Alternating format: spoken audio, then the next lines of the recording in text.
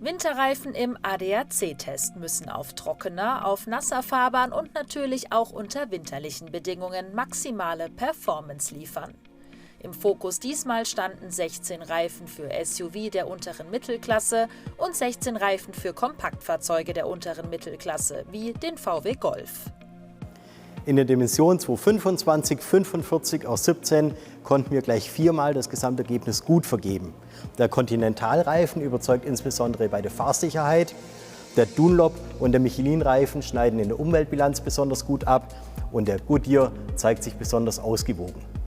Ein Novum im ADAC-Reifentest: diese 4 Reifenhersteller überzeugen alle 4 auch in der Dimension 2,5, 60 aus 16 und finden sich auf den vordersten 4 Plätzen. Die 4 Reifen erhalten das neue ADAC-Umweltemblem. Daneben erzielen bei der SUV-Größe aber auch 3 weitere Produkte ein gutes Gesamtergebnis.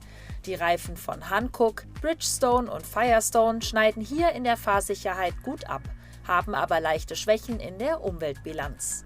Dazu gehören zum Beispiel Reifenabrieb und Laufleistung.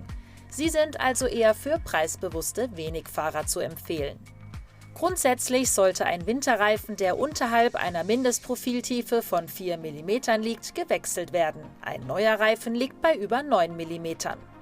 Anhand der sogenannten DOT-Nummer erkennt man an Woche und Produktionsjahr auch das Alter des angebotenen Reifens. Doch nicht immer bedeutet, ein neuer Reifen ist auch ein guter Reifen. Im diesjährigen Winterreifentest mussten wir gleich 3-mal die Gesamtnote mangelhaft vergeben.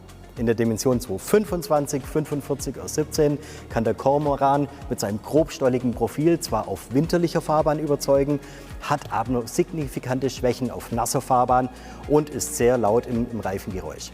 In der zweiten Dimension 2,5, 60 aus 16 haben wir 2-mal mangelhaft. Wir haben einmal den Reifen Ausdown, der zwar ebenfalls bei winterlicher Fahrbahn überzeugen kann, aber insbesondere bei nasser Fahrbahn mangelhaft abschneidet. Und wir haben die Reifenmarke Lassa, der zwar im Bereich nasser und trockener Fahrbahn überzeugt, aber auf schneebedeckter Fahrbahn ein mangelhaftes Ergebnis aufweist. Wir sehen am Beispiel dieser beiden Reifenmodelle, dass es nicht einfach ist, alle Zielkonflikte im Bereich der Sicherheit aufzulösen. Deswegen Finger weg von solchen Reifen, denn das kann schnell zum echten Sicherheitsrisiko werden.